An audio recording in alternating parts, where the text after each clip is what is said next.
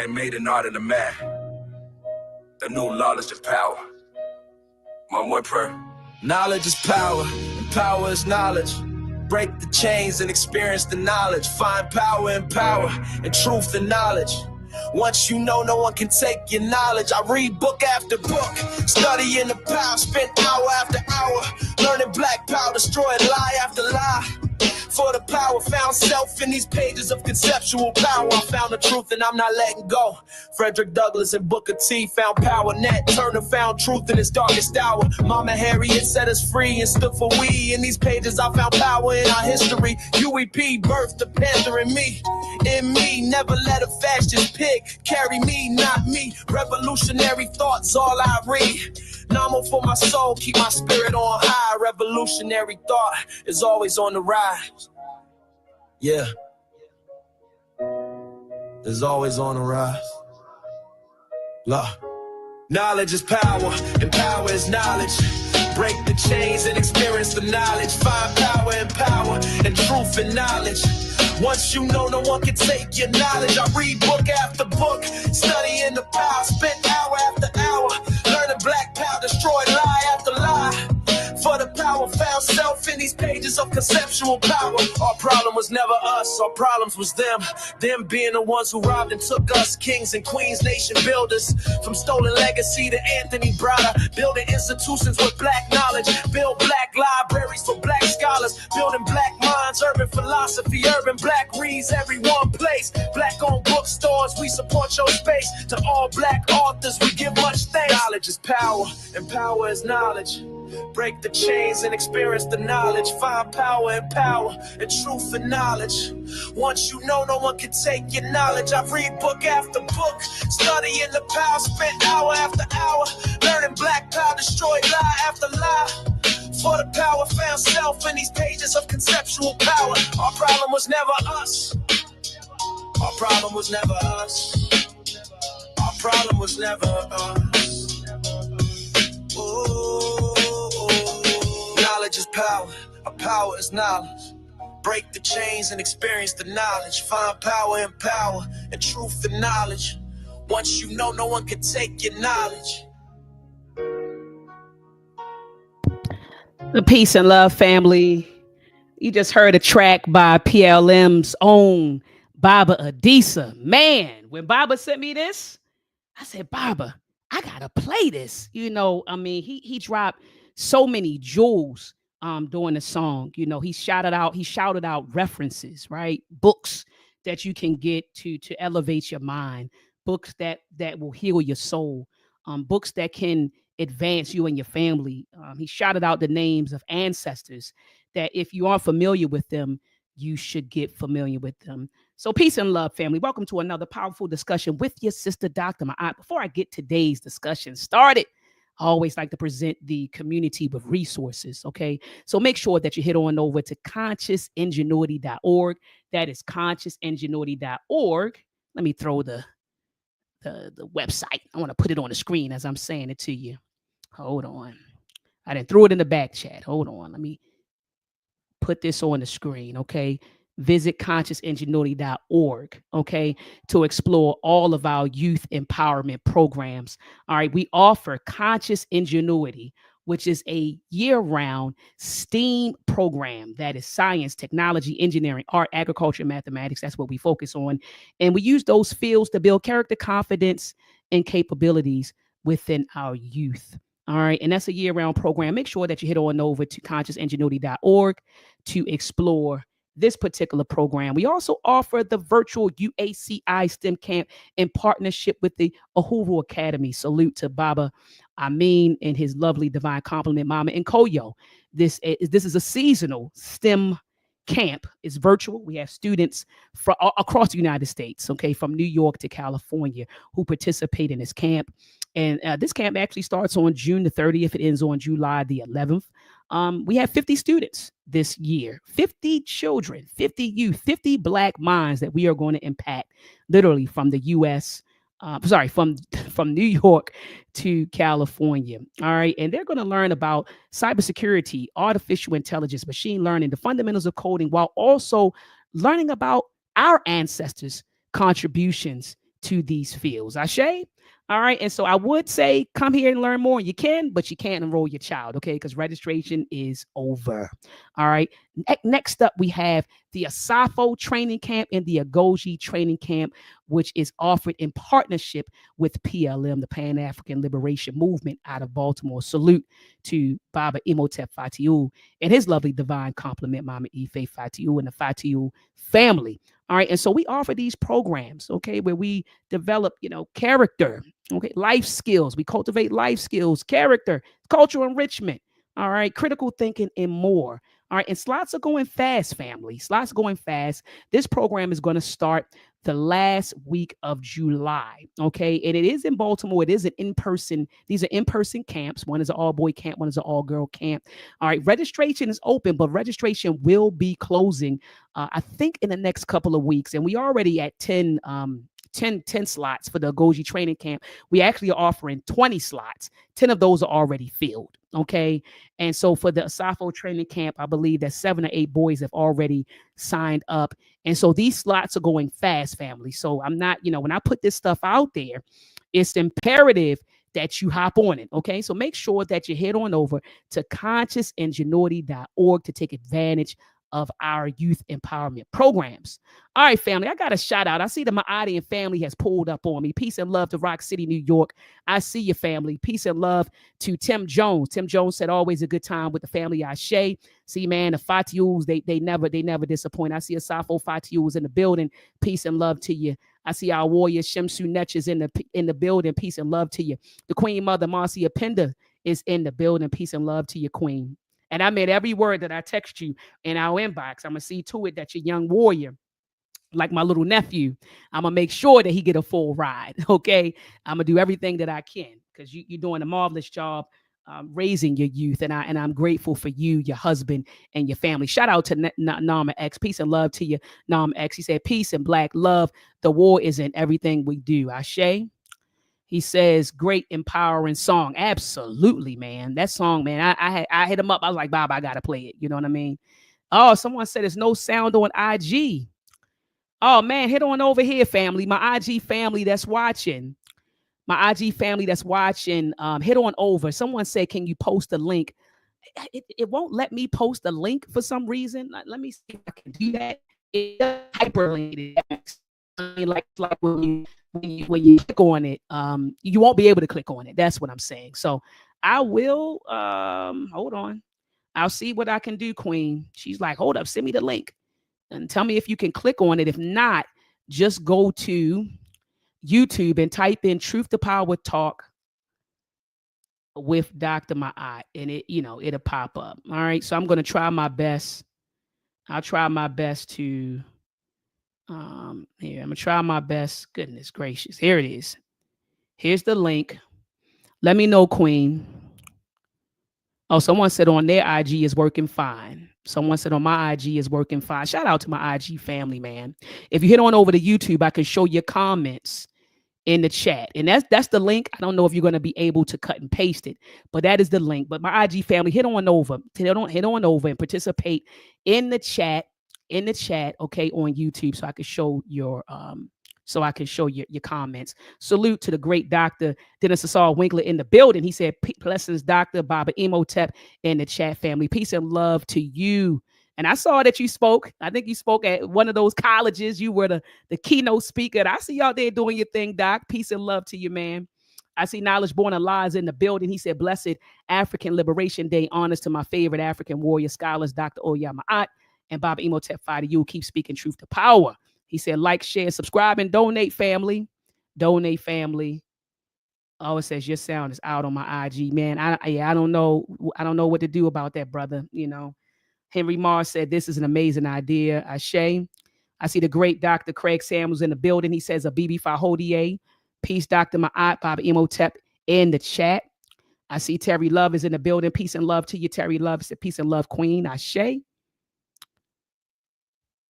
Okay, that's fine, man. It's nothing else I can do, man, except invite folks over to YouTube. So, but I appreciate you bringing that, to my attention, brother. Peace and love to you.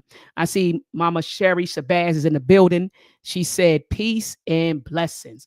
All right, family. So without further ado, I'm going to bring on a mighty, mighty warrior. And if you don't know him, you should know him. His name is Baba Imhotep Fatiu. And if you haven't gotten his books, make sure that you get his book, especially this book right here, Scientific Pan-Africanism, The Redemption, Reclamation, and Restoration of Pan-Africanism. And look at this, family. Forward by your girl, Dr. Oya Ma'at, an introduction by Al Baba, Baba Nwalimu Barudi. So there's a lot of misconceptions, a lot of misinformation, a lot of disinformation that is circulating online about Pan-Africanism. You got folks ignorantly saying that Pan-Africanism is dead.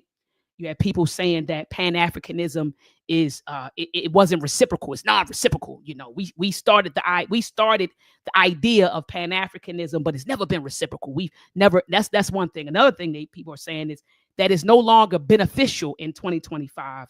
And so I had to bring on Baba to clear this up, man. And he wrote a wonderful piece, and I'm going to drop the link in the chat, okay, where you can order this now. I actually also ordered 10 copies from Baba, and I want to give them out to some of my folks. Okay, so let's try to get as many people in here. Let's get as many people in here as possible. If you share, and you get a lot of folks up in here, I'll make sure that I mail you a book, family. All right, I'll make sure I mail you a book. All right, so without further ado, I'm getting ready to bring on our warrior, our leader, our Baba Imhotep Fatiu. Let's combat and fight back with Meltrax. The war of the minds, they want control of the masses. And Common Core, they dumb us down in the classes. Without knowledge, we can't gain access. Build with the elders, take notes and write classics. We keep whining on the block, how it's gonna stop. Let's start supporting our own, make their supply drop. We buy stocks, then we buy blocks. Cause we know the truth and we tuned in to Dr. Maya. A BB Fahodie, a BB Tumi, a BB Wan. Peace to all of my thinkers, truth speakers, and truth seekers. Welcome to another Truth to Power Talk with your sister, Dr. Ma'at. And tonight I have with me another powerful guest, but he is no stranger to this community, Baba Imhotep Fatiu. Peace and love to you, warrior. How you doing? Oh, Baba, you're muted. There you go, Baba. Apologies. Peace and love. I'm well. I'm excited. And as always, I'm honored to be on the show. Oh, peace and love to you, Bob. It's always an honor to have you. You're extremely busy. I know we were kind of hitting and missing for the past couple of months because you dropped your book a few months ago. I think you released it sometime in like January or February. Yes. And, I know you've been busy and traveling, teaching, writing. You're raising a family. You have a beautiful family, beautiful wife, beautiful sons. And so you're always on the move, and in conjunction, you got your community activism. So it's a lot going on, but just glad that you were able to make it today. And I mean, I just want to share, I want to be candid with the audience. You actually had something scheduled today and you were like, look, I'll move some things around to be present. And I want you to know that I'm grateful for that. And thank you so much for that, Baba. Family, right now, take a moment out to thumb up this video, thumb it up, thumb it up, thumb it up. Also share this video. Okay. We want to each one teach one. And the way to do that in 2025, we can do that by simply posting links on social media. And also, in our group chats, a lot of us belong to group chats. Take the link, post it in your group chat. Okay. Let's feed some minds tonight. And also, family, subscribe to my YouTube channel, hit the notification bell so that whenever I go live, you will be notified. And also, family, I've created a Truth to Power Talk playlist, brought on a lot of our greats, a lot of our scholars, a lot of our warriors. And so make sure that you check out some of those previous talks in the archives.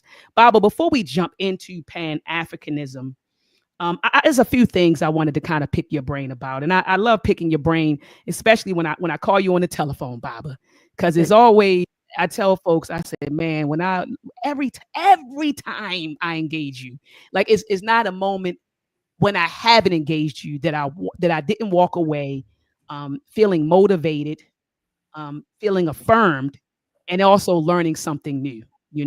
That's what I always get whenever I engage you. I feel motivated or inspired. I feel affirmed, and then I learn something new.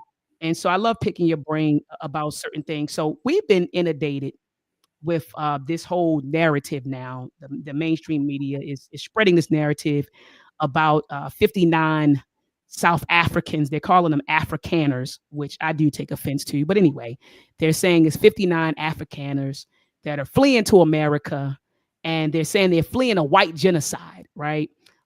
It happening in South Africa. And the South Africans are like, what are you talking about? You know, they're coming out publicly saying, we're not harming anybody. If anything, we've been harming ourselves. There's a lot of crime happening, but it's not, you know, racially, you know, it's not racial crime or racially targeted crime.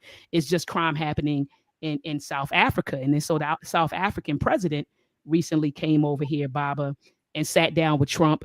And Trump lied about a lot of things. Like he showed some video and said that it was a burial, you know, that was happening in South Africa of all these farmers that, you know, were victims of this genocide, and come to find out that's not true. He showed a photograph saying that, you know, it was, you know, he was presenting evidence, in other words, Baba, that it was a genocide going on. And the stuff that he presented was just malinformation, really. It was malinformation and misinformation. And so, Baba, I just ask you,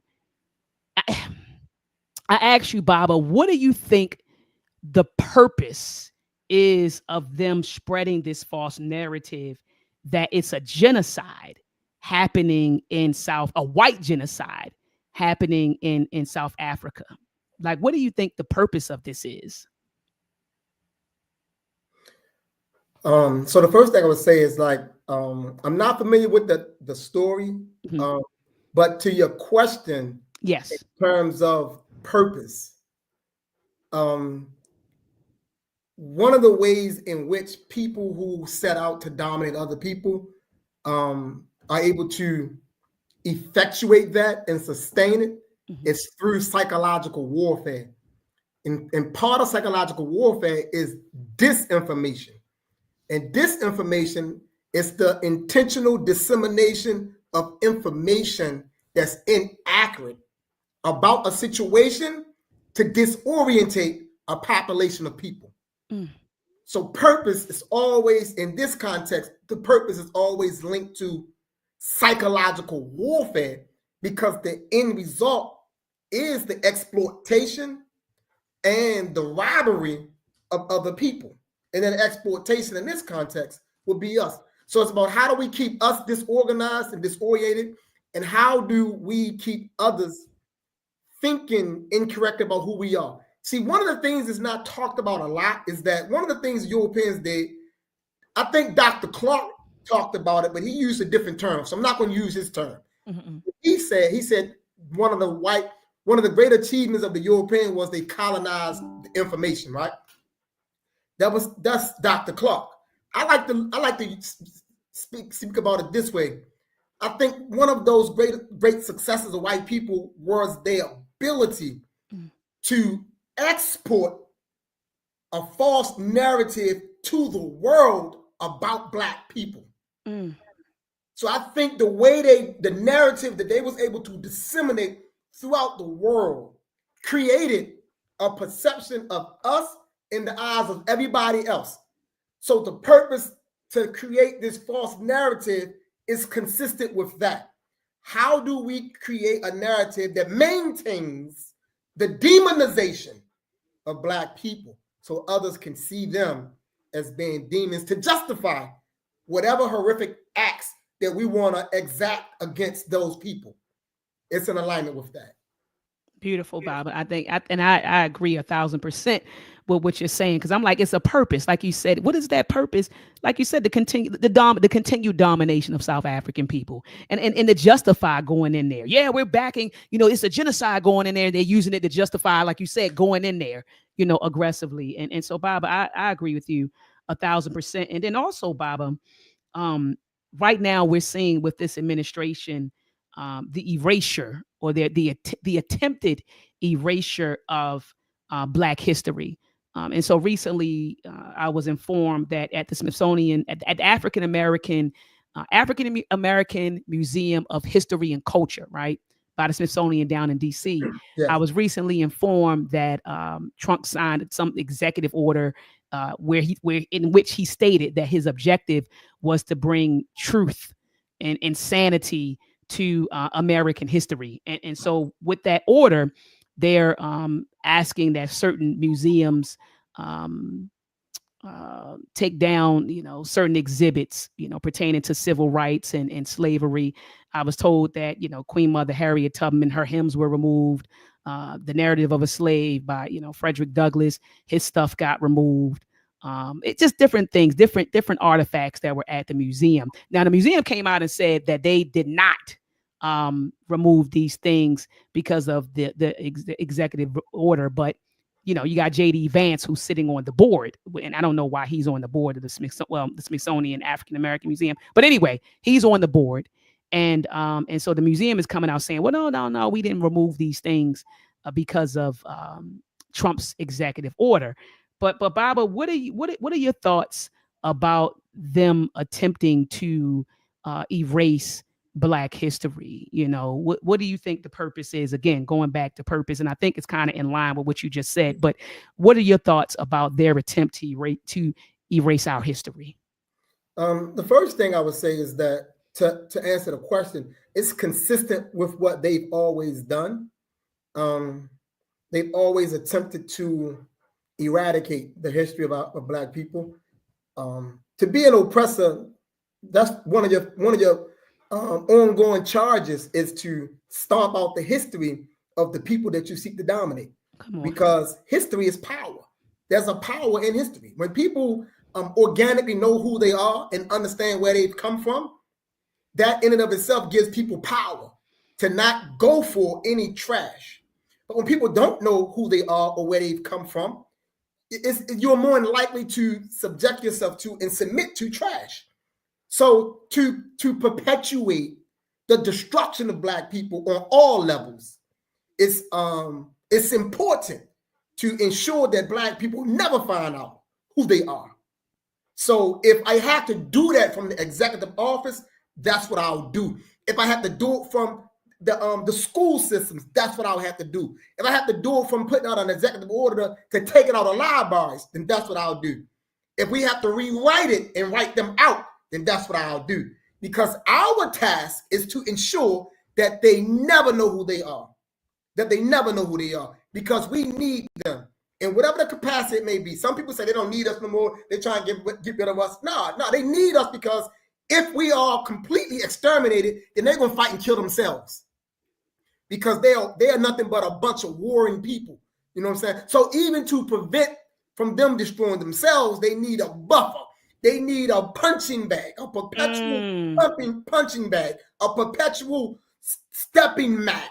You know what I'm saying? That's who we are. So yeah, they may not necessarily need our labor anymore, like some of us argue, but they need us for their own psychological well-being, to keep from killing themselves. Because make no mistake about it, they are inherently a warring people.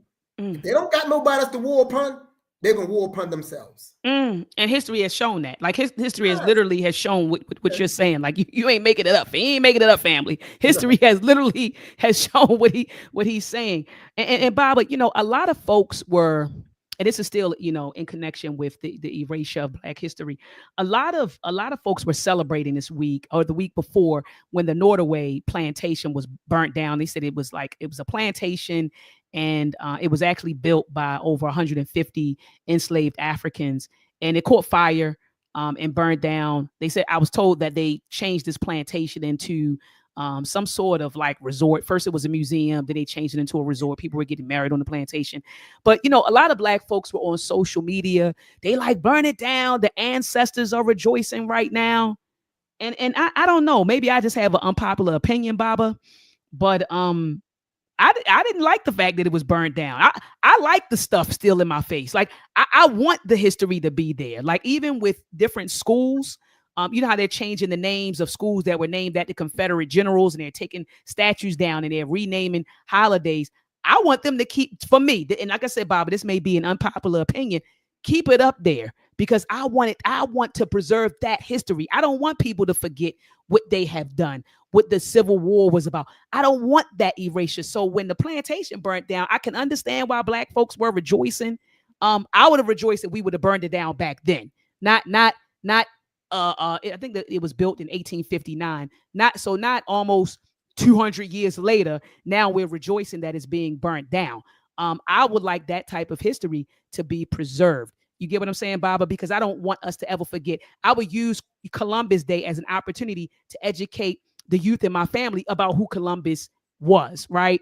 Who, these different things. Oh, that's a Confederate general. Let's talk about that. So for me, Baba, I'm not a fan of tearing down the statues, renaming holidays, and renaming schools for the sake of progress. So what are your thoughts on that, Baba? What were your thoughts on that?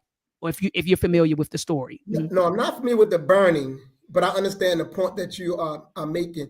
I believe that the level of the work that needs to be done for Black people is multi-layered, and it's multi-layered, and it's replete through and through with trauma. And so we are responding to trauma in different ways because we've adapted to it so much that we don't even know that we are living with the trauma. So we see all these different responses because we don't have the knowledge around why. Some structures, even though those structures may be parts of things that we deem to be demoralizing, some structures has to remain in place. Like every structure cannot be torn down. Some structures have to remain in place because it allows us to vicariously live through the experience to be motivated and inspired to do more with our lives now.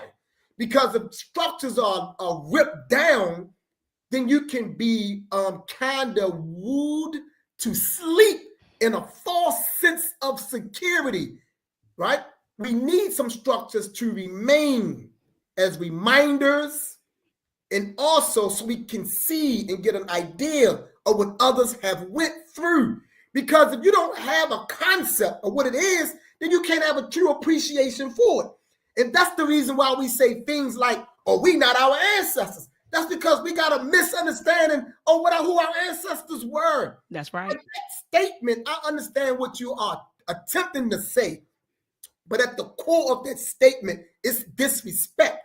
And even though that's not the intent when people say it, but it's disrespect. And that disrespect follows a historical ignorance.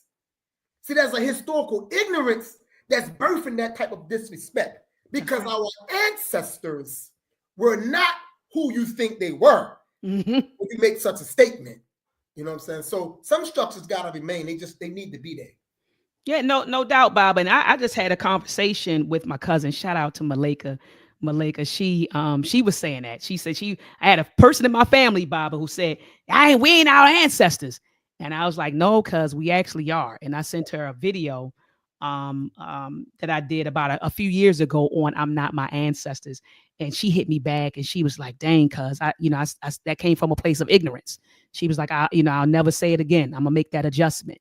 So anyway, wanted to pick your brain about those things, Bob. So let's get into your book, Scientific Pan-Africanism, the Redemption, Reclamation, and Restoration of Pan-Africanism. First, I want to ask you this, Baba. Why did you write the book? What made you sit down and say, I need to write this book? That's a great question. So the thinking began in 2003. So I really began thinking about it in 2003, and it came after reading a lot of books about Pan-Africanism, just studying and listening, different authors and different people talk about it. And one of the things that I noticed is that there was a lot of confusion. The first thing I noticed. The second thing I noticed is that the confusion was linked to the fact that, at this particular time period, I had not come across anyone who kind of laid out like a definitive structure. I had read a lot of the history of Pan-Africanism, but not necessarily someone kind of outlining like the structure. It's like hitting like its key principles in terms of, what it is, what it looked like, what it should be articulating, right? So I really didn't come across that. I always came across like a lot of the history and just being able to discern it from studying other individuals who were Pan-Africanists. And so as the years, went on and passed on, talking to other people here in Baltimore City, things of that nature. So in 2009, I did a lecture called The Resurrection of Pan-Africanism. A lot of people don't remember that, but I did that lecture, and I did it in conjunction with Soul Survivors Nation here in Baltimore City. So I did a lecture called the Resurrection of Pan-Africanism. And because I felt like that if we're going to do this work, there need to be a clearly defined ideology that we are operating from, because no people that's moving towards any type of liberation or domination, they're not moving without an ideology. An ideology is guiding them, right? So I said, there need to be an ideology. And I realized that so much confusion was around Pan-Africanism. So I say, I'm a preface scientific to Pan-Africanism solely to distinguish it from all the misconfusion out there. And secondly, I want to let people know that Pan-Africanism essentially is a social science, whether we recognize it like that or not, but it is. It's a social science. It's a science in its own right. So I wanted to write the book to bring forth clarification and elaboration on what those core principles are, what it look like, what the meat of it is.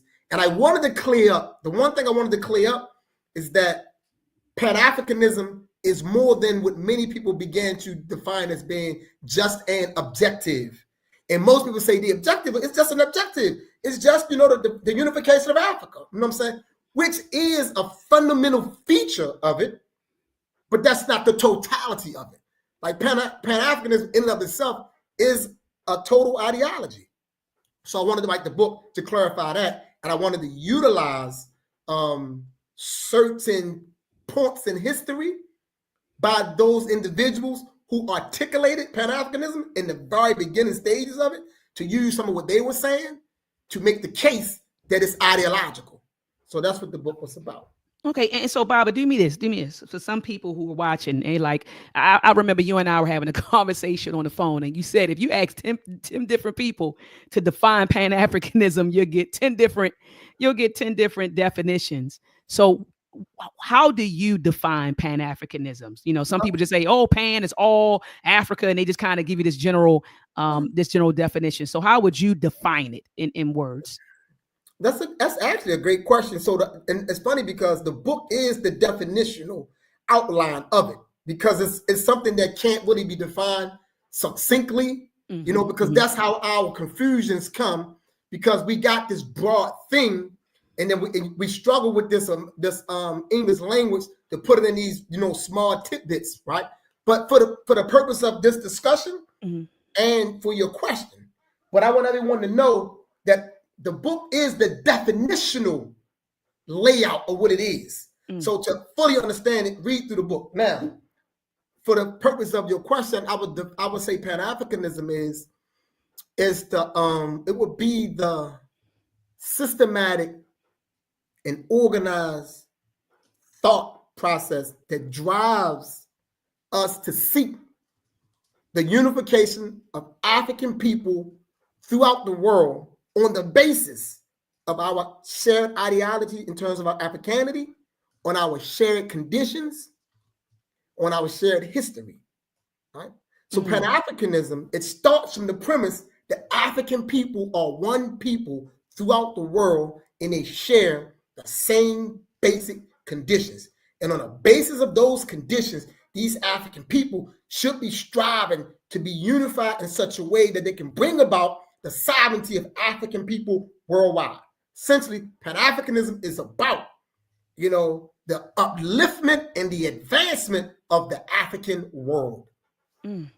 So Baba, let me ask you this: what makes it a social science? Then I'm listening to your definition. What makes it a social science? What makes it a social science? Because everything about it is social, right? So it becomes a social science because you think of when you look at it, like the function. So if I say African people, the upliftment of African people, the advancement of African people, right? We're dealing with something that's social. So even when I get into the components of Pan-Africanism, and I lay the components out, the historical component, people makes history, right? History doesn't make itself. It's made by people, right? The history of a people is the product of a people actively asserting their will on their environment to secure, protect, and advance themselves. Right? So people create their history. People create culture. So that's another component of scientific Pan-African culture, right? When you think about politics, which is a political component, politics is essentially about management of resources, power, and things of nature. Why do we manage these things? Why do we organize these things for what? The advancement of a group of people. Right. So everything about scientific Pan-Africanism is about African people. It's a social thing in one sense, right? It's a social thing in one sense. It's also ideological. It's also economic. It's also political, right? So it's all of those things. So it's something, in terms of a science, it's something that can be studied. Like you can clearly study it because we know there's an entry point for it in human history. There's an entry point. So prior to the year 1900, we don't have the word as a political term. So there's an entry point, and we can go and say, well, before that, this didn't exist. This came here. And then there's a conference in 1900 in the month of July. What were they talking about? So as a science, we can see that trajectory from there all the way through. And then because of that, we can see the different people who added on to it, who advanced it, who kind of got in its way, or who derailed it. But we can see all of that, and all that can be studied. And from studying all of that, like I put in this book, there are certain things that we can deduce from all of the actions of those who were true to it. So whether we start with Paul Cuffey, who I define as being a Pan-African antecedent in the late 1700s, where we start with Cuffey and go all the way down. Let's say you go down to Kwame Ture in the 1970s. Okay. We talk about from 1790, so let's say to 1970. Almost a 200-year span of individuals who demonstrated consistently certain principles as it relates to the upliftment of the African world. That can be clearly observed and studied. Okay. All right, Baba. And what are these? You keep saying that it's ideology. So what are the set of ideas that make up, or that constitute? That's the word I was looking for. Okay, constitute Pan-Africanism. Yeah. So some of those ideas essentially would be African people will have a shared history. It's a shared history. African people, not only do we have a shared history, we have a shared set of social, political, and economic conditions that we are contending with. Essentially, that's that. We also have a shared enemy or shared forces that's pushing against us. Now, they're not different. It's the same. Across space and time and continent, it is the same. So the forces that's ravished in Africa are the same forces that we're dealing with here in the United States of America. And that's why Malcolm X went to Africa and had this conversation, because he understood that and realized that. Had let them know, like, hey, it's the same. You know what I'm saying? Same forces, right? Seeking the worldwide advancement of African people. Now, I know we get into we can get into like everybody ain't African, but like the ideology is clear. So we know that in any group of people, you're gonna have betrayals and stuff like that. But that don't have nothing to do with the overall ideology, because the ideologues or the people who originated it, or the thinking is always for the good of the whole. Now you know that within any whole, you're gonna have bad seeds. So we don't have to get into everybody not this, that, and other. Once we truly understand what it is, the ideology is gonna automatically just cut folk out who don't subscribe to it, automatically, so in addition to that, it's African. Matter of fact, and like in the book, I laid on the book, I'm glad you asked it, but it's African-centered to the core, because at the very base of it, when it first was articulated, it was always about, the upliftment and advancement of the African race. They used the term African race back then. That's how they worded it. But we know what they meant by that. So they would say African race. So they automatically include. They knew it was about us. They didn't say the Chinese race. They didn't say the European race. They didn't say any of that. They said this thing here is about the African race, right? So we got to be able to see ourselves as one people throughout the world, right? And even though we may not always get along, We may not even like each other. That doesn't mean we're not one people. We're still one people. And even though you might got some rats in there, some traitors in there, you have that at times. You know what I'm saying? We don't necessarily got to say that they are road dogs, but they're in there. You know, so you have that the oneness. So when you talk about Pan-Africanism, we talking about being able to acknowledge the connectedness of who we are and the working towards the unification, the upliftment, the advancement, and the sovereignty of those people. So at the core, that's that. Now, there was a time period when sovereign, or we talked about Africa, a lot of times people didn't include us in the diaspora. But in my book, I make a distinction, not a distinction, but like a clarification or an extension on sovereignty. So sovereignty have to include the diaspora. So we're not just fighting for solely the unification of Africa at the expense of us that's in the diaspora, because all of us in the diaspora are not going back to Africa. So just because all of us are not going back to Africa doesn't mean that we're not fighting for us, because it's what, man, there's a whole lot of us in the diaspora, right? So this sovereignty is a sovereignty that includes us. So it's more so thinking of it in terms of like along the lines of the AU, where the AU now recognizes 6 regions of Africa: the central, the north, the south, the east, the west, and the diaspora as being a 6th region of Africa. So even they acknowledge it. They may not be acting upon it, but they acknowledge it. So we, and how we think and say, yes, Africa is our land base, but that's not to the exclusion of who we are in the diaspora. So we are part of that. So that sovereignty is a sovereignty for Africa and for those of us in the diaspora. Okay, and so these were the ideas that you laid out in your book, Scientific Pan-Africanism, correct? Yes, some of them, yes. Some of them, okay. So there are others that you expand. Look, Baba, you said I ain't trying to give you everything. I ain't trying to give the book away. So Baba, you mentioned Pan-African antecedents, right? And so you went all the way back to the 1700s with Cuffy, right?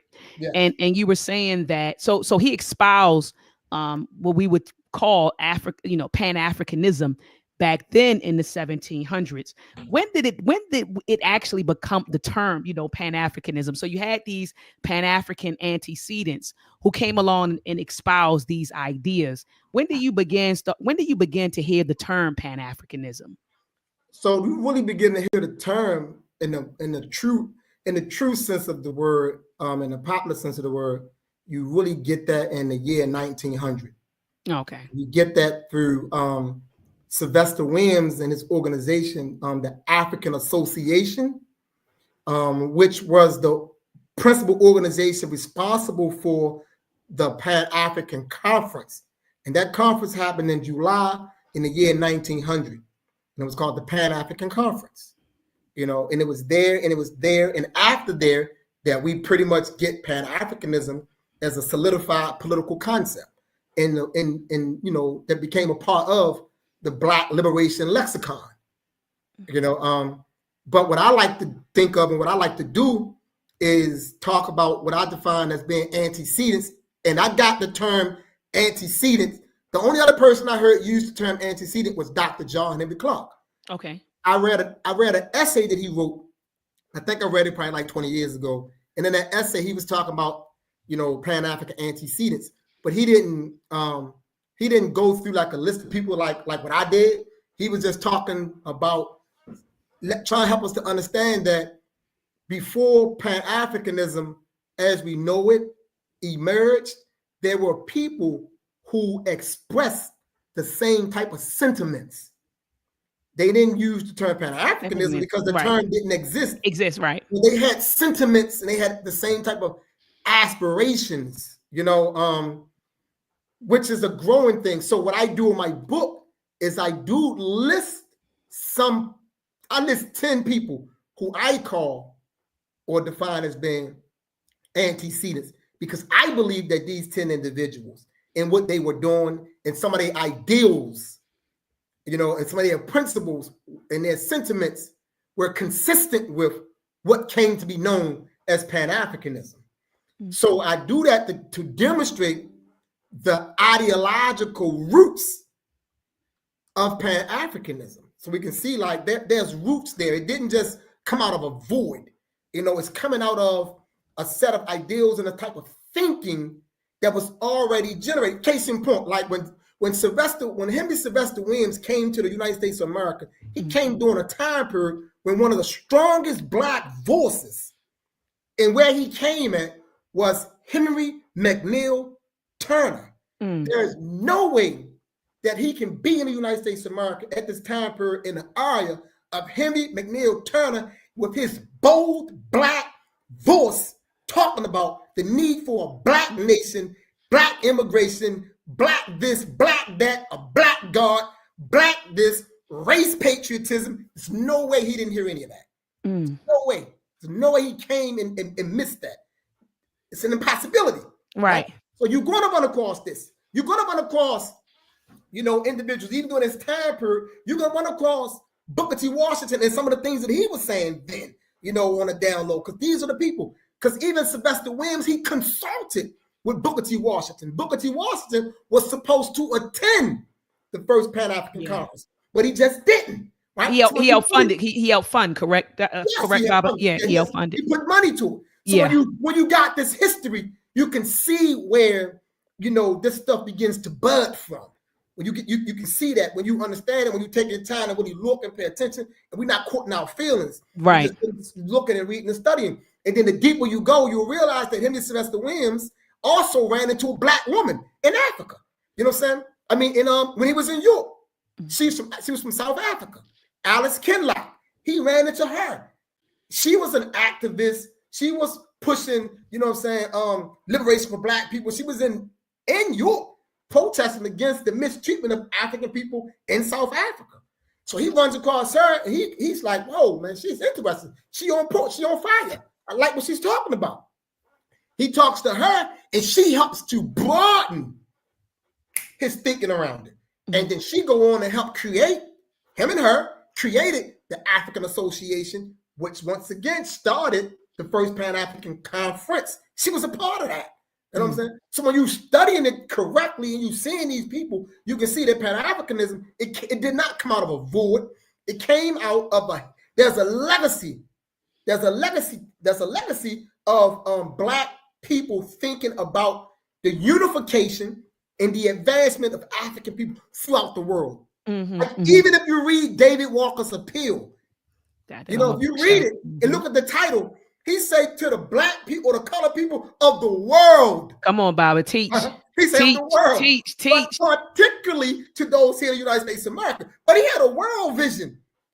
He was talking to all of us Black people. And you can go through all of them and you run across that. So all I do is I briefly deal with those. I deal with 10 of them briefly. From Cuffey first, and it's in a chronological order. I go from Paul Cuffey all the way down to Henry McNeill Turner. I get that out the way so you can see what they were saying. I use some of their quotes so you can see what they were saying, see their consistency and things. All of them was for immigration. All of them was like, get away from these white people.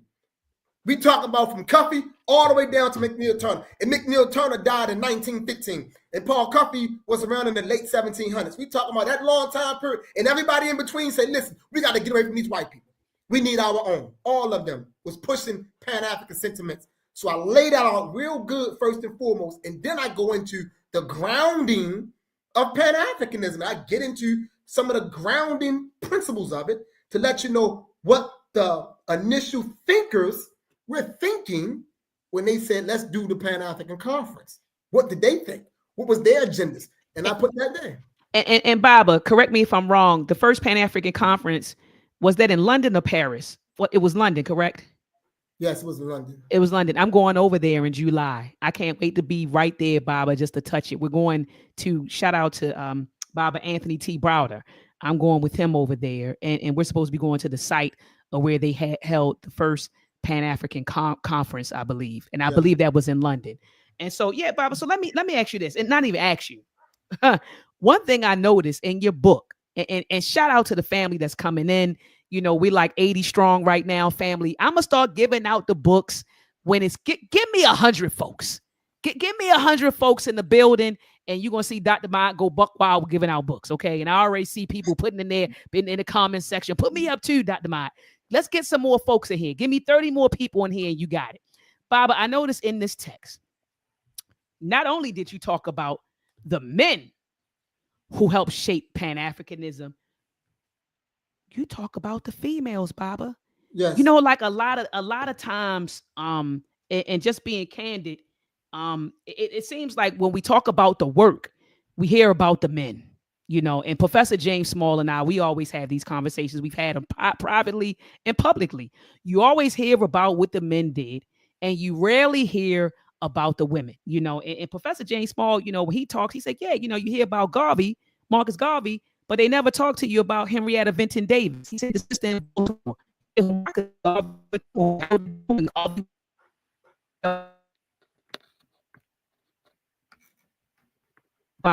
That's me. And so he talked about Maggie Walker, the sister that, you know, owned her own bank. And so, Baba, a lot of times, you know, you hear about the work, you know, you hear about Martin, but you don't hardly hear about Coretta. You hear about Malcolm, hardly Betty Shabazz. You hear about Marcus Garvey, but it was his wife, Amy. That's how we got Life and Opinions. Was Opinions and Philosophies of Marcus Garvey. She put that out posthumously, but you don't hear that. We don't hear that. We don't hear about the women. So, Baba, I just want to know what inspired you to say, you know what, in this, I need to mention those sisters that put in the work also. What you want to know the truth? Let me tell the truth, Baba. Tell the truth, right? It's a true story, though, right? All right. You know, rock and roll. So what really happened is when you and Baba Baruti missed your deadline. Okay. And getting y'all peace back, right? Y'all missed your deadline, was no big problem, was no big deal. I was taking a shower. Because this is where I always connect with the ancestors, and I was taking a shower. Me too, Baba. That's crazy. Me too. True story. Taking a shower, and you know, the steam, everything was steaming, and something hit me, and something said, just like this. What I heard was feminine side of Pan-Africanism. And I said, I'm right when I stopped and said, feminine side of Pan-Africanism. Then I said, man, dang, I got some more writing to do. I'm not finished. Because I thought I was done when I was waiting for y'all pieces. I said, dang, I'm not finished. So I said, how is this going to look? You know, how I'm going to lay this out? So I'm asking these questions. How should this be laid out? And it was like, you know, just lay it out. Just talk about Black women who were operating within the sphere of Pan-Africanism, who traditionally aren't mentioned. People don't know about this particular role. Like I said, I'm not laying out no history. I'm not writing a history book. I'm just trying to create elaboration and clarification. And so, you know what? I said, that's right. That's what I'm going to do. I'm gonna do it just like that, you know. So Baba, shout out some of those sisters. Who are some of those sisters that you write about in your book? So we're writing about both of Garvey's wives. Beautiful. Right? Both of his wives should be mentioned. Amy Ashwood Garvey and Amy Jock Garvey. Right? They're supposed to be mentioned because make no mistake about it, even though their relationship and friendship came to an end and it should not have. You're talking about with the first wife, correct? Yeah, Amy Ashwood was Garvey's first wife. Right. Amy Jock was his second wife. Right. Their relationship never should have came to an end, but it did. That's another conversation, though. All right. Both of them went on to become strong Pan-Africanists in their own right. Both of them. You know, now I know a lot of time Amy Ashwood isn't mentioned because once again, that's because how we are, you know, because her and Garvey had a falling out, then many people just got a issue with her. You know what I'm saying? She fell out with Garvey. I'm falling out with her. You know what I'm saying? But I don't roll that way in history. See? And that's why I learned the things that I learned because I'm not falling out with somebody. I'm trying to figure out what was your contributions. How did you contribute to us as a people, right? She was phenomenal in what she did. Phenomenal. You know what I'm saying? Powerful on 3 continents, instructional, leading people, had relationships with Namni Azikiwe. She was one of his advisors. You know what I'm saying? He goes on to become the first prime minister of Nigeria. You know what I'm saying? So she was phenomenal in her role, but she's typically cast to the side. You know what I'm saying? But I don't cast that sister to the side. You know. So yeah, Amy Ashwood Garvey is spoken about. Amy Jock Garvey is spoken about. Another one who people don't see her Pan-African side is Mary McLeod Bethune. I knew you was going to say that. And you're right, because I never thought of it until you mentioned it, Baba, but go ahead. Cloud Bethune, Yes. you know what I'm saying, was standing in the sphere of Pan-Africanism. Now she comes into it like most people later in her life, but she comes into it and she's strong in it. Mm-hmm. And she's strong in it. You know what I'm saying? So you have that. You got Anna Julia Cooper. You know what I'm saying? A lot of times, because we don't know about her, she's being kind of co-opted and pulled all the way into the quote unquote feminist side. Yes. And people tend to think that she's just quote unquote feminist. She was at the first Pan-African conference. She was there. You know what I'm saying? She stands in the Pan-African world. You know what I'm saying? They was using the term in the early 20s and stuff like they was using Black internationalism. But when you go and see the person who coined that, which is a Black woman out of France, you're going to see a Black woman coin Black internationalism. When you look her up and read what she meant by it, you'll see that her sentiments links and syncs with Pan-Africanism. She was just in France, and she just used the term Black internationalism. You know what I'm saying? So I mentioned her briefly, Anna Julia Cooper, Anna Hunt Jones. Anna Hunt Jones. Powerful, instrumental in this thing we call Pan-Africanism. Strong, right? Case in point.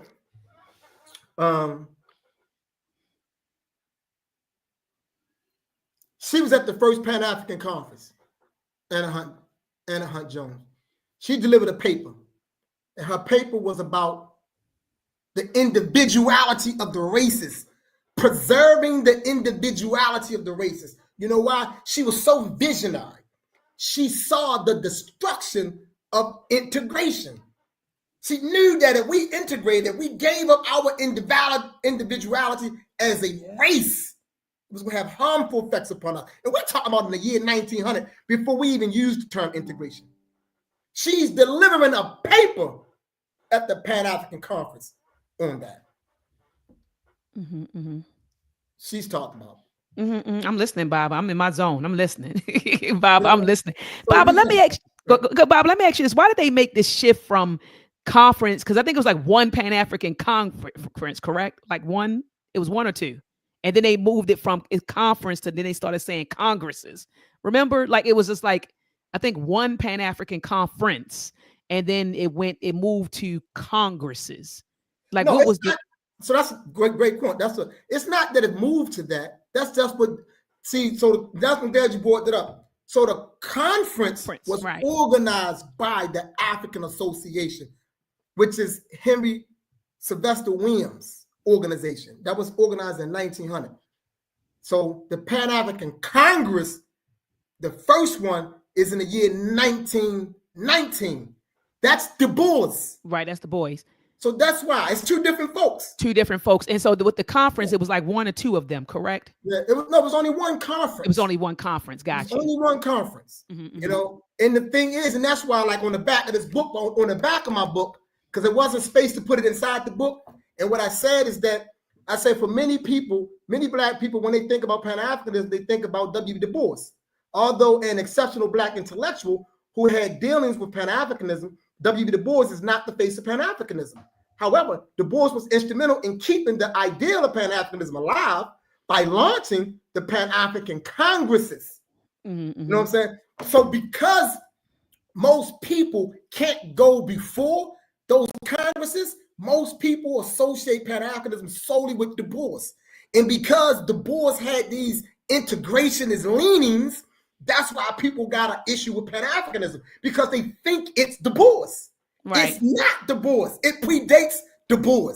But Bob, I'm gonna be honest with you. A lot of people think it's Garvey when you say Pan-Africanism. I mean, people they when you mention Pan-Africanism, people connect that with a lot of folks that I've run across, Baba. They'll think it's Garvey. You said they connected with Du Bois.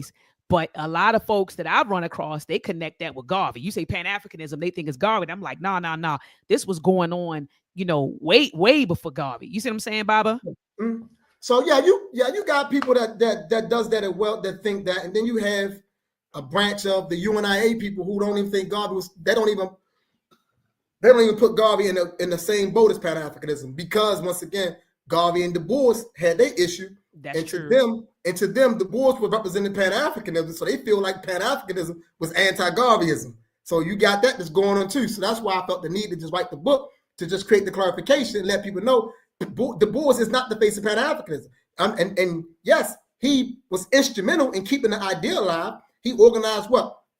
The first Pan-African Congress, the second. He was a part of the second. Let me be corrected, right? He was instrumental in the first, but he needed that woman who I was talking about not too long ago to help him do a lot of things. And in fact, let me say something with you from the book. So in fact, that lady, the black lady that I'm talking about, she was so powerful that she was instrumental in helping to organize these Pan-African Congresses. Oftentimes they're left out of that. So in those Pan-African Congresses, it was black women that played a part in them also. So I wanted to highlight that. For instance, Addie Waite Hunton, right? It's a black woman who she was a president of several organizations, but they was instrumental in making sure that the fourth Pan-African Congress happened. They pretty much organized the whole Congress.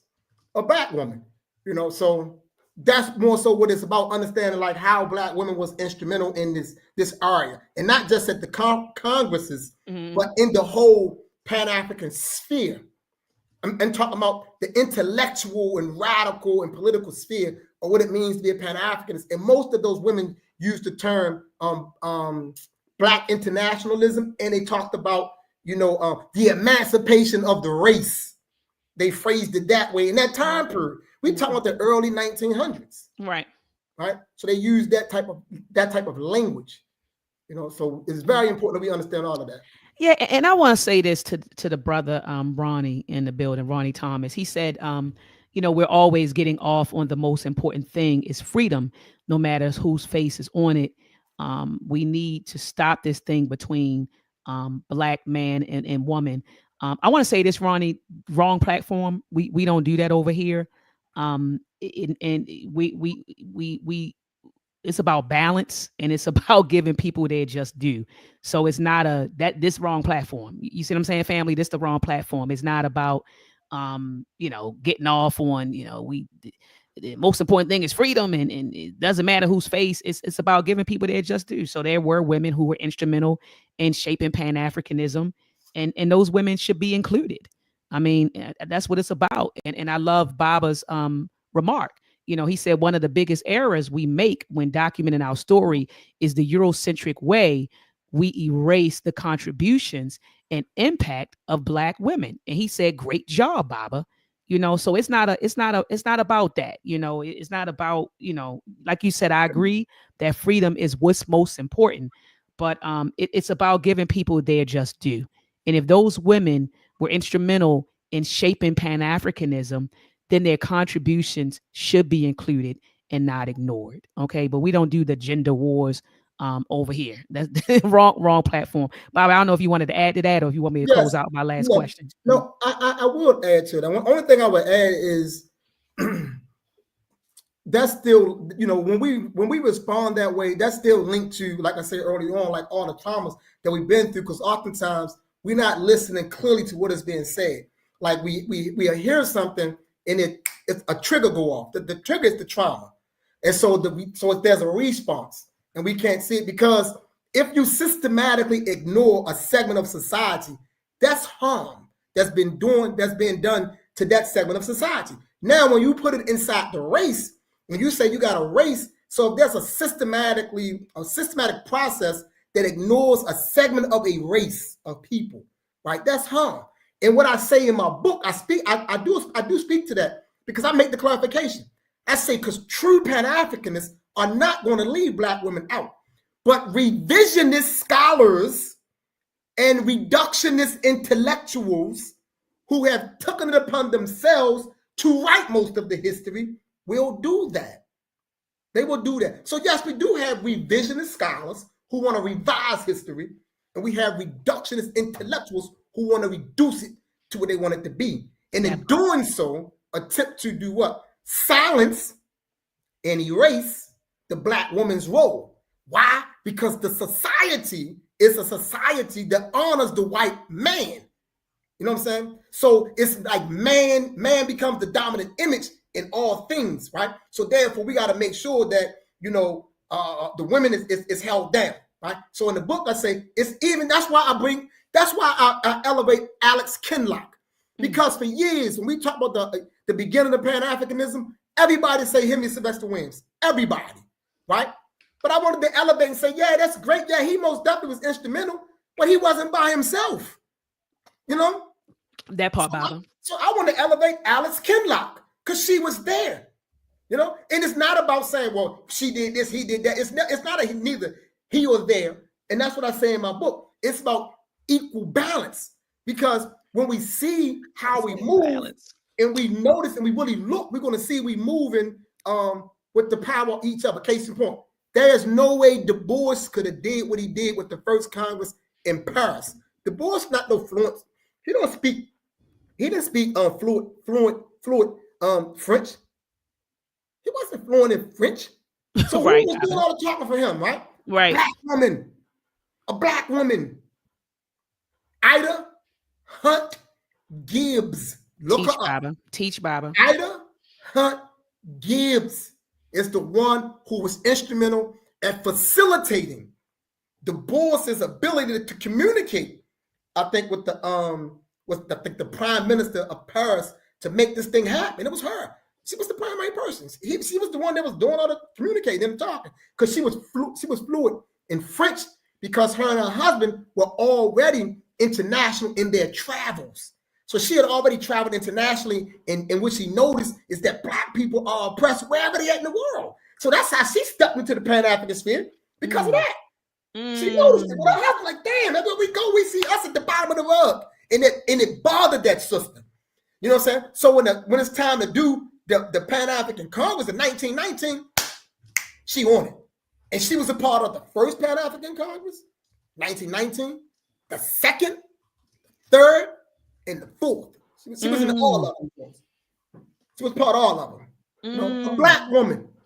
So that's the reason why we mention black women, because it was essential for the book. Because do you know how many black women do not know about these 10 black women that I list? It's just 10 of them. Oh yeah. Oh so yeah, Baba. When black women read this book and they get to that part of reading about those black women, and they're gonna realize, like, wow, man, it's gonna be inspirational to read about what these black women were doing in this time period, how they was thinking, you know, how they was thinking. What's my sister's name? Real quick, there's another one that's so Mitty Maud, Mitty Maud, powerful sister, coming out of Chicago, and she was introduced to the movement through her father, who introduced her to Henry McNeil Turner. So she was a student of race patriotism. So when she heard Garvey, she instantly got on board, became a Garveyite in Chicago, went through the ranks, and became a lady president in Chicago. And she was rocking and rolling in Chicago. And I think around 1929, I think she split for whatever reason. I didn't get into all that, but I think she split. Right. But she stayed in the movement. And then around 1931, 32, she birthed another organization. And check this out. This is unheard of, because we always say this right here. We say Garvey built the greatest black nationalist organization in the United States of America, in the world, basically, right? Which is true. You know what I'm saying? But you know what, though? Mitty Maud Gordon built the greatest black nationalist organization that was led and headed up by a black woman. She had 300,000 members. 300,000. And she was cold-blooded. She got arrested in the 1940s. She was so powerful, they locked her up for sedition in the 1940s. You know what I'm saying? This sister was trying to get us to Africa. She put a petition together, and she submitted the petition to FDR, and she said, listen, we trying to get about this place. This is the petition. And she had 300,000 signatures. Bad black woman. What sister don't need to know about her? Come on, teach. What sister don't need to know about her? So we can know what we need to be doing out here. That's right. That's right. right? And Dr. Assar, I appreciate, what you're saying. He said, I understand the trauma. He said, but this isn't that kind of platform. This isn't a feminist gender war platform. He said, if anything, Africana womanist, which is all inclusive of the man, woman, and child. Ashe, Doc. Thank you so much. Thank you so much. Hey, Baba, I want to close out on this. What are your thoughts about the internet? You got folks, this anti-African agenda that we are seeing on the internet. You got folks, saying Pan-Africanism is dead. Those aren't our people. We in America, we've been here. we've been over here. We don't have nothing in common with those folks. Pan-Africanism is dead. It's never benefited us. It's never been a reciprocal thing. What do you say to that? Because it's a real big, and that's why I say on social media, anybody that's really doing the work ain't talking like that. But on social media, is these videos are going around. It's like really an anti-African agenda, a strong one happening on an internet where you have folks who look like you and I, who want to disconnect with their Africanity, right? And say, I've always been over here in America, or I've always been in the UK, or I've always been in Europe. Well, you really don't hear them talking like that. You don't hear the African folks talking like that over there in the UK and Europe. You mainly hear it over here, really, from what I've seen, from my viewpoint. You hear it over here, with people trying to, disconnect with, our African brothers and sisters in the diaspora and on the continent, and saying Pan-Africanism is dead. And ain't no unity. They hate us. What do you say to all of that stuff, Baba? So the first thing I'll say is this. I'm gonna say Black insanity. And for those of you that's looking, if you want to know more, I'm not gonna get deep into Black insanity, but if you have a desire to know more about what I mean by Black insanity, just hit me up and I can get you information on that. So Black insanity is what we're dealing with.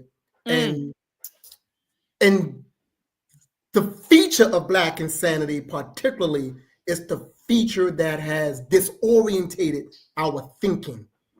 We no longer think in the best interest of us. All right? We think in ways that are socially, economically, politically, educationally, and culturally anti-us. We've been successfully conditioned to find reasons not to champion us. Right? That's Black insanity.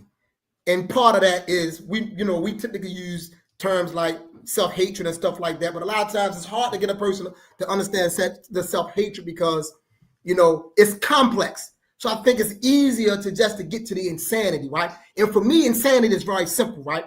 Because any natural thing in existence is always going to operate in its best interest. If you watch animals are not necessarily going to allow themselves to just be captured. We might can outthink them, but they're not going to allow themselves. They're not just walking in there. They're not doing anything that's diabolical to themselves. They're not inflicted it upon themselves. Even the fish, everything, even bees, you spring, everything gonna get away. Nothing in nature operates against its best interest. So insanity becomes the intentional and the perpetual thought, speech, and action by Black people that work against their best interest. Sound like menticide, Baba. That's what it sounds like you're describing to me. All of that. But see, menticide, the reason I don't use menticide because Bobby Wright defines that, and he defines it as being the systematic destruction of the mind of a people, right? Mm-hmm. I'm defining an actual effect of what we are actually doing. So that's why I didn't use his term, because like I said, he give a nice definition. He says it's the systematic destruction of the people's mind. So yes, at the end, our end result of menticide is going to be Black insanity. You know what I'm saying? So Black insanity is going to come out of that, and then we're going to begin to see it being manifested in the behaviors. So now you see us doing what? You see us laying around on the streets. I don't know if you probably seen this, but I seen it online. One of the Wally moves just talked about it. Wally Move, Losi, Lumumba. I seen it driving up Liberty Road. Now you got Black women laying on the ground. You see what I'm saying? Letting animals lick them between their legs. Right? That's pure insanity. That's pure insanity. That was a time period we didn't do nothing like that. Even our dope fiends wouldn't have did nothing like that. That's a fact, Baba. That's Even a our fact. dope fiends wasn't going to do that. You know what I'm saying? But now we do anything. You know what I'm saying? We do anything. And I think, and I've said this, Baba, and I, you know, privately, and I think I may have said it publicly. Dr. Samuels, let me know if you heard me say it, because I know Dr. Sam was always watching. Baba, I know you said we'll do anything, and you call it Black insanity. Is it, Baba? We're becoming just like them. We, like you said, like I said, the longer we stay in America, right? And I understand that some people don't want to repatriate, and you know, people say, "Well, I want to stay here and fight. I built this nation. My ancestors are here." I get all that, but the longer we stay in America, and we are culturally dominated by them, right? And we're educated by them, we become more and more like them, Baba. And so I'm thinking, I know you're calling it Black insanity. I'm seeing Eurocentric insanity, that we're literally adopting their psychopathologies. That's what I'm seeing. Now you got Black folks, like literally at Morgan, 5 kids shot. That never had. That wasn't what we don't do stuff like that, Baba, on college campuses. Shoot, we don't. That's not us. But the longer, Baba, we stay here and we're culturally dominated by them, we're educated by them, we're inundated with media by them, we're becoming more and more like them. We're becoming, as Baba Baruti would say, out of our African minds, literally.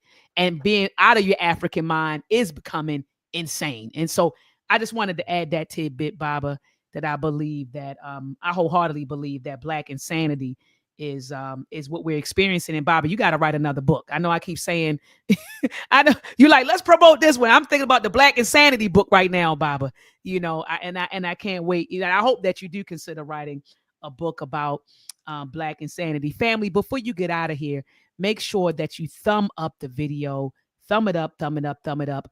Also, family, make sure you subscribe. Make sure that you subscribe to my YouTube channel, Truth to Power Talk with Dr. Ma'at, and hit the notification bell so that whenever I go live, you will be notified. And Dr. Craig Samuels, he put in the link. A lot of the moderators have been putting in the link to your book, Baba, in the chat.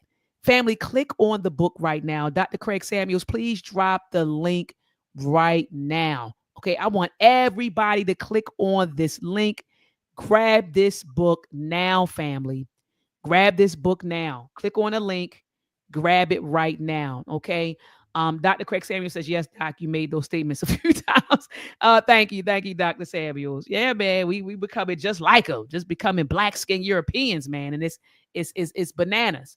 But Baba, people are asking in the chat, how can they connect with you? They want to connect with you. So I'm gonna put an email in there. Just email me. So it's plmbaltimore@gmail.com.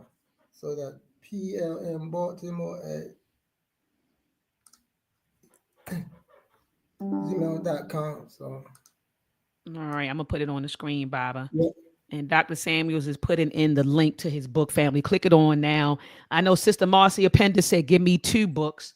Sister Marcia Pender, inbox me. I got the 2 books for you. Baba, I got to come snatch them from you. Okay. Yeah, I get up with Baba this week, and I'll make sure, Sister Marcia Pender, that you get them. All right, because she said she homeschools. So she said that's going to be their summer reading. Sister Marcia Pender, would be great to bring those teenagers on to talk about Baba's book after you finish going through it with them over the summer. Baba, do you have any closing words for the listening audience? Any closing words? Yes, my closing words will be, I'm going to pretty much paraphrase Baba Takar Kilimanjaro. I'll paraphrase him because I think it's a profound thing that he has been saying.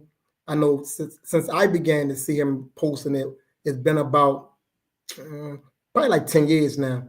But he always talk about the need to master your craft. Master your craft. And so what I'm going to say is this. The only way we can be better as a people is that we each seek to deepen our knowledge and awareness. Let's not assume that we have arrived at anything. Let's keep digging, keep digging, keep digging, and keep digging. Don't cut no corners. Don't take no shortcuts. Don't try to rush. You know what I'm saying? Don't try to get all this information that I have in one session. This is a lifetime right here. So me sitting up here talking, because I didn't take no shortcuts. I didn't cut no corners. I put my time in and I went through my process. So don't do that. Go through your process. Put your time in, go through your process. So we won't get caught up in the misconceptions and the confusions and the ignorance. We'll be very clear about who we are and what Pan-Africanism is, because that's the ideology for Black people. Make no mistake about that. That's the ideology for Black people. You know, that's the one that's going to get us where we need to be as a group of people. You know, all this other stuff is promotional stuff. It's commercial stuff. Everything else is somebody is trying to enrich themselves. That's what all this other stuff is. And that's the reason why everybody got to keep something controversial going on, right? Because they playing on our trauma again. I got to say something controversial about Pan-Africanism and prop this thing up over here so I can create for and against. And then I'm going to tell you, you know what I'm saying, that I got it, then you give me all the money. And that's what's happening to us, right? So don't cut no corners. Master your craft. Know our history. Know who we are. Nothing that I said in this book right here, you know, nothing that I said in this book is inaccurate, right? Because when I'm talking about Henry Sylvester Williams, I'm using his words. When I'm talking about the Pan-African Conference, I use their words. Not my words, I use their words. I use the agenda that they put in place for that particular day. I use what they said. So get the book, read the book, study the book. And let's hold it up together, Baba. So I'm gonna take this and screenshot this. We hold this up together. Ashe. So family, make sure. Hold on, let me drop a ball for Baba. Baba dropped so many jewels. You know what I mean? Fire! Fire! Fire! Fire!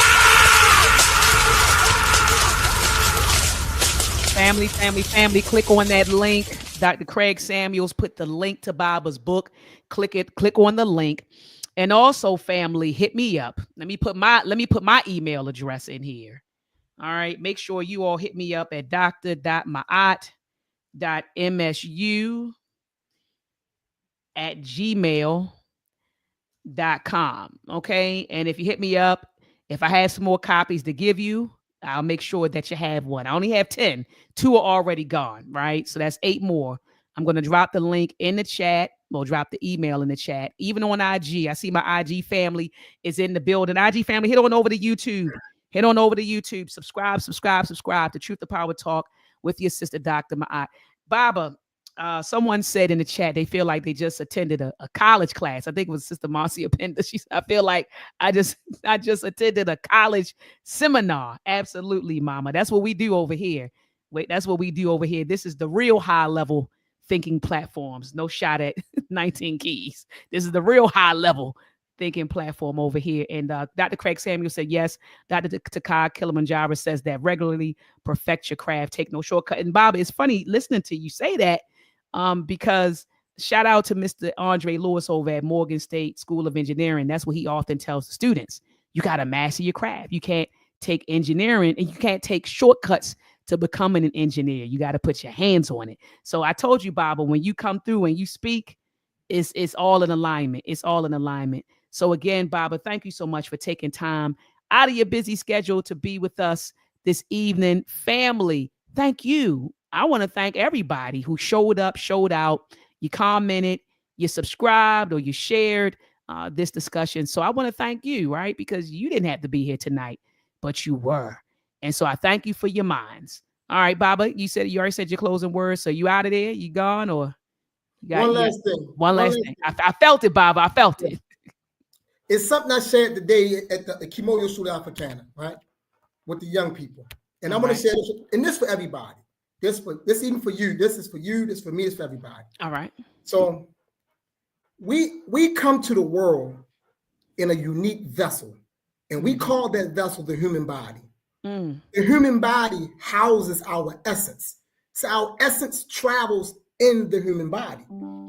But our task is to outgrow and expand outside of this human vessel. Our essence is designed to impact the world. That's the only way you live forever. If you don't grow out and beyond this vessel, when you die, you are dead.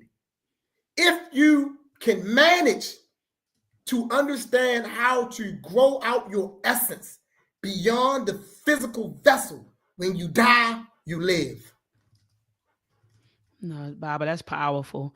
Oh, here we go. I knew this person was pulling up. I knew as soon as they saw the title, Baba, talking about Pan-Africanism. That Lawson, man, you keep saying that stuff. And this is family, by the way, Baba. We do this. Lawson, you keep saying this and then you scared to pull up.